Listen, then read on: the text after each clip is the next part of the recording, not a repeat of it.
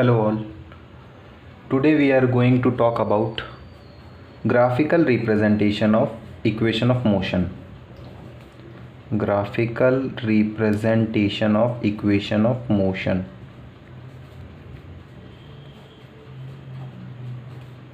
तो भाई equation of motion क्या होती हैं तुम लोगों को पता होगा? नहीं पता तो कोई बात नहीं, हम स्टार्टिंग से स्टार्ट करते हैं। जो 3 इक्वेशन ऑफ मोशन होती हैं उसमें से पहली होती है v is equals to U plus A T.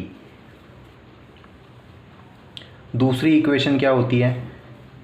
दूसरी इक्वेशन होती है s is equals to U T plus half A T square. तीसरी इक्वेशन क्या होती है? v square minus you square is equals to 2as। ठीक है, यहाँ पर सारी नोटेशंस क्या हैं उनके बारे में बात करते हैं। v हमारा फाइनल वेलोसिटी है, u हमारा इनिशियल वेलोसिटी है,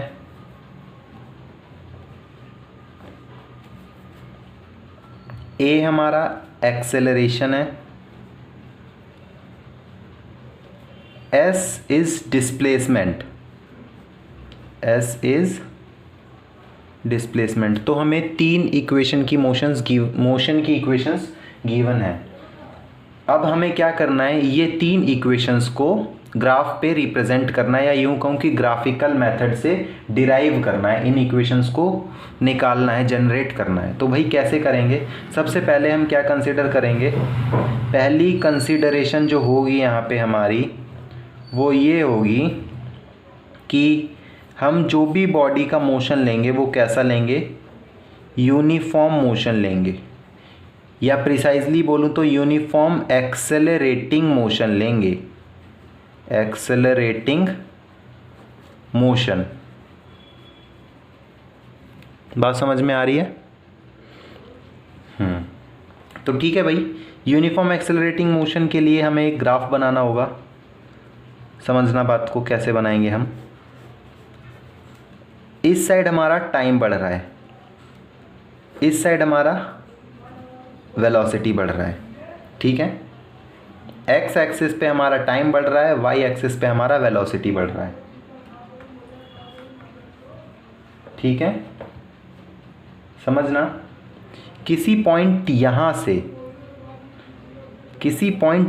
से initially time t equals to 0 पर यहाँ से हमारा ऑब्जेक्ट मूव करना स्टार्ट करता है, और किसी time t equals to t तक मूव करता है। Let's say this time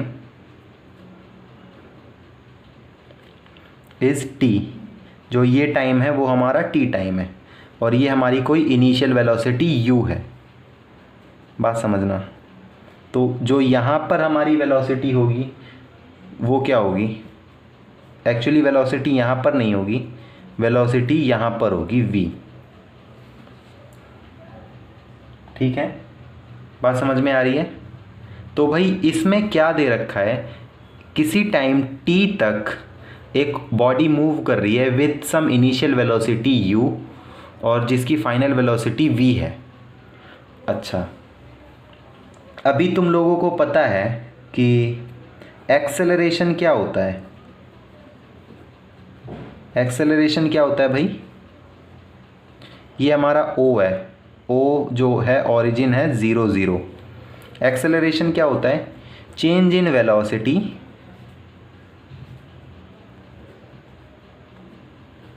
upon change in time. ऐसा ही कुछ पढ़ा था लास्ट क्लास में, हमने ऐसा ही कुछ पढ़ा था भाई। तो इसके बाद हम बात कर रहे हैं किसके बारे में? चेंज इन वेलोसिटी और चेंज इन टाइम। तो हमारा एक्सेलरेशन कैसे निकलेगा ज़रा वो समझना। और एक्सेलरेशन होगा क्या? सबसे पहले मैं जो ये मोशन हुआ है इसका कुछ नाम दे देता हूँ। ये हमारा O हो गया, ये कोई पॉइंट B हो गया जहाँ पे हमारा टाइम t है।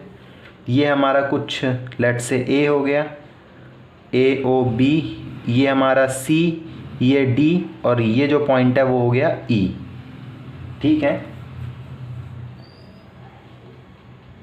तो समझना बात को भाई, चेंज इन वेलोसिटी, वेलोसिटी में क्या चेंज आया है, वेलोसिटी हमारी पहले कितनी थी, ओ ई थी, ध्यान देना, change in velocity O E final minus initial, initial O E minus O A upon में चेंज इन टाइम, टाइम कितना है पहले, ओ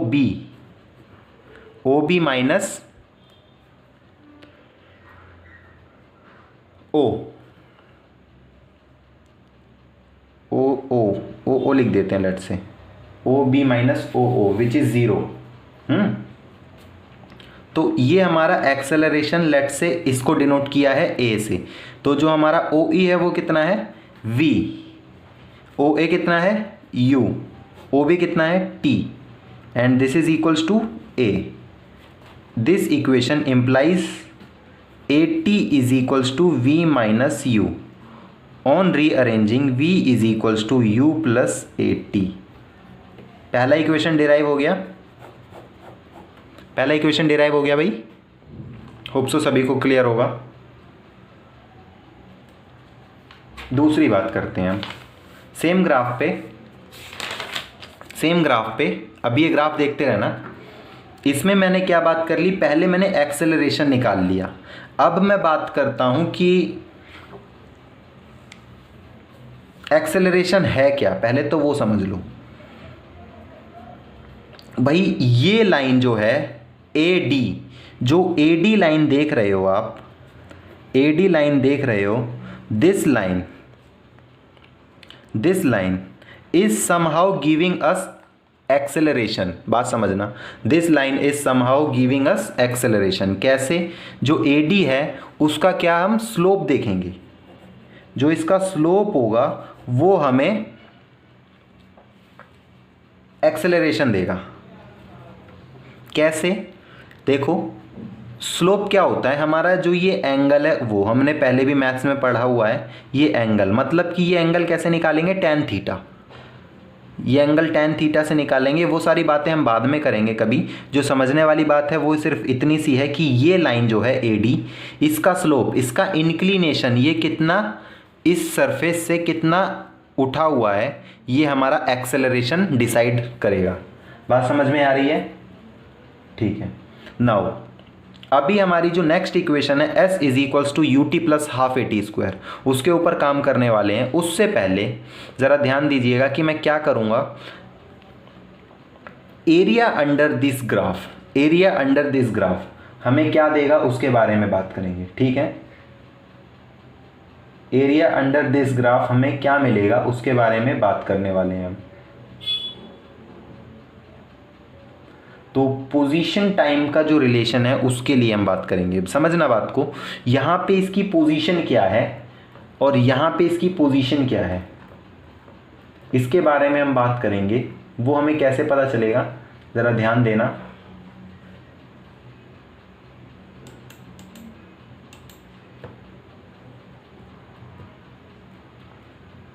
हमें निकालना होगा एरिया, हमें क्या निकालना होगा, एरिया। एस जो होता है वो क्या होता है, वेलोसिटी इनटू टाइम। ध्यान देना, जो अभी तक हमने पढ़ा है वो क्या पढ़ा है, एस जो होता है वो वेलोसिटी इनटू टाइम होता है, ऐसा ही कुछ पढ़ा है। अच्छा, इसे करना कैसे है ज़रा वो समझना। S is equals to V T होता है, तो वी कहाँ है हमारा, ये, और टी कहाँ है हमारा, ये। तो जो हमारा एरिया होगा वो हमारा क्या देगा, डिस्प्लेसमेंट।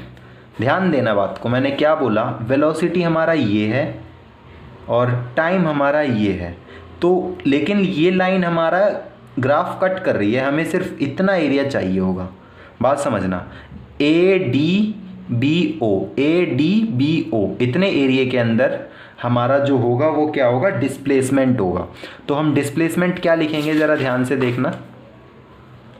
डिस्प्लेसमेंट,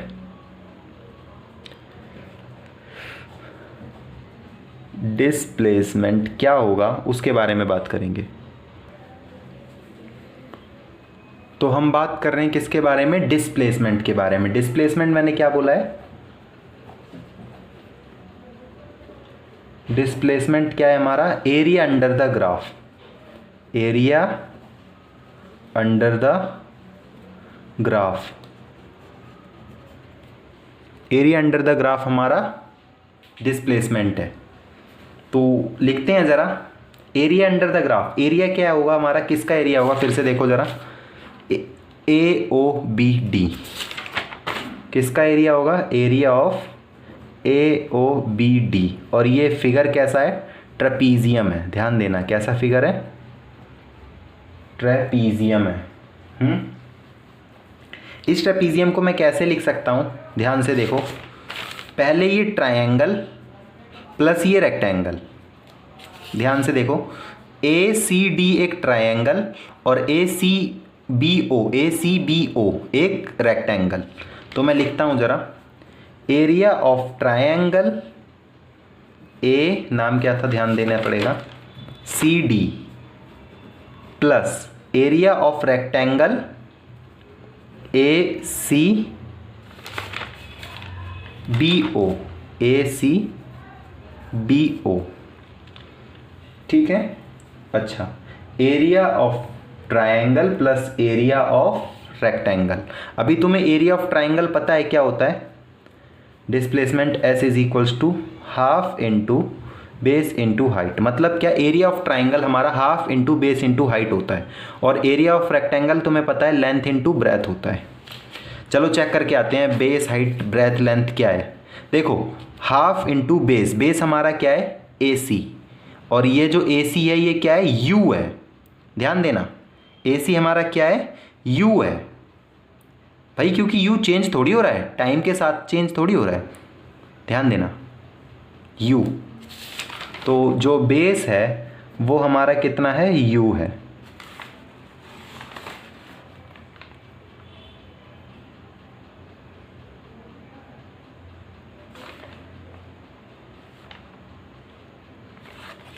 और ये हाइट कितनी है, डी सी कितना है भाई, v माइनस यू, ध्यान दो, डी सी हाइट हमारा कितना है, हाइट हमारा कितना है, डी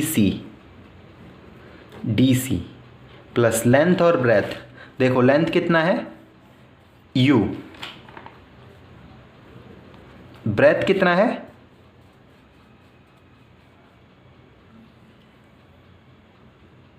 सॉरी लेंथ हमारा t है, ब्रेथ हमारा u है, लेंथ हमारा t है और ब्रेथ हमारा u है। सो यहाँ पर भी हमारा t हो जाएगा, ध्यान देना, सॉरी यार मिस्टेक हो चुकी है एक छोटी सी, हमारा लेंथ t है, ये है, ध्यान देना, ये है हमारा लेंथ, या मैं यूँ कहूँ कि बेस ये है हमारा, ट्रायंगल का बेस कितना है, t, ट्रायंगल का बेस कितना है, t, और उसका हाइट कितना है, D C is nothing but D B minus C B, D B कितना है, v, और सी बी कितना है, u। तो डी सी को मैं डायरेक्ट लिख देता हूँ, half into t into v minus u plus you t, this is our s. तो s is equals to U T plus half t, v minus u क्या होता है भाई, v minus u. From this equation you can easily tell what is v minus u, v minus u is 80, बोलो हाँ, ठीक है। v minus you को मैं यहाँ पर 80 के साथ सब्सटीट्यूट कर देता हूँ, तो s जो तुम्हारा आ जाएगा वो क्या आ जाएगा, U T plus half A T square, बोलो हाँ, समझ में आ रही है ये बात। Okay, now coming to the next thing, हमें कौन सी इक्वेशन चाहिए, V square minus you square is equals to 2as। तो अब मैं क्या करूँगा, फिर से s के लिए एक बात लिखूँगा, s क्या होता है हमारा, एरिया ऑफ ट्रेपीजियम, अभी थोड़ी देर पहले पढ़ा था हमने ये, एरिया ऑफ ट्रेपीजियम। भाई ध्यान देना, एरिया ऑफ ट्रेपीजियम क्या होता है, sum of non parallel side, मैं ऐसे लिख देता हूं, non parallel side into distance between them upon में 2, ये हमारा फॉर्मूला होता है ट्रेपीजियम के एरिया का। क्या होता है? Sum of non parallel side into distance between them, sum of non parallel side into distance between them. अच्छा, नॉन पैरेलल साइड कौन कौन सी हैं इसमें? ये और ये, क्योंकि ये और ये तो आपस में पैरेलल है ना, बोलो हाँ भाई। ये और ये तो आपस में पैरेलल है, नॉन पैरेलल कौन सी बची? ये और ये। तो अभी हमारा साइड कौन कौन सा आएगा? O B plus A D. क्या? O B plus A D into में distance between them and 2, where d is distance. ध्यान देना, where d is distance between the two non parallel side. ठीक है। अच्छा, ओ बी कितना है हमारा? टी। ओ बी कितना है हमारा? टी। ऐसा ही है।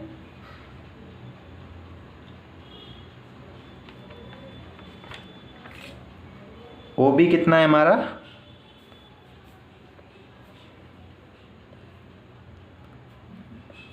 एक्चुअली ओ बी हमारा यू होगा।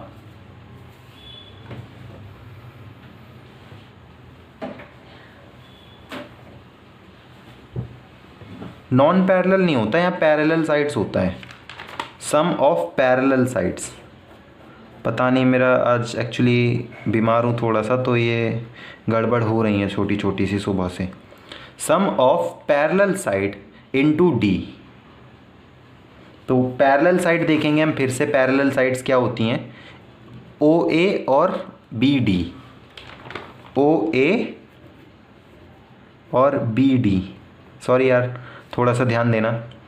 एरिया ऑफ ट्रेपीजियम क्या होता है? Sum of parallel side into distance between them whole upon 2। तो सम ऑफ पैरेलल साइड क्या है हमारा? पैरेलल साइड है सबसे पहली ओ ए और बी डी, इन दोनों का सम करूंगा और इनके बीच का जो डिस्टेंस है उससे इसको मल्टीप्लाई करूंगा। तो ओ ए जो है वो हमारा यू हो जाएगा, ओ ए जो है वो हमारा यू हो जाएगा, और बी डी जो है वो हमारा वी हो जाएगा, और d जो है वो हमारा t हो जाएगा होल अपॉन 2। ये s के इक्वल है। तो जब तुम इन इक्वेशन को सॉल्व करोगे तो क्या मिलेगा तुम्हें? ज़रा ध्यान से देखना। s is equals to we plus you T upon 2। तो ये तुम्हें मिल गया 2s is equals to we plus U of t। अच्छा, अब इस इक्वेशन में जो ये t है इसको सब्स्टिट्यूट कर दो। किस वाली इक्वेशन में से? v is equals to U plus A T. ये इक्वेशन तुम्हें पता है। इसमें से t की वैल्यू क्या आ जाएगी? v minus you whole upon A. t is equals to this. तो इस इक्वेशन में यहाँ पे ये t की वैल्यू ये सब्स्टिट्यूट करेंगे तो हमें क्या मिलेगा? 2s is equals to we plus u into v minus you whole upon a. इस a को यहाँ मल्टीप्लाई करूँगा तो 2as। ये वाला फॉर्मूला देखो ज़रा, a plus B into A minus B. A plus B into A minus B is nothing but A square minus B square. तुम्हें यही तो डेराइव करना था। तीनों रिलेशंस तुम्हें मिल गए, डेरिवेशन समझ में आ गई कैसे करनी है।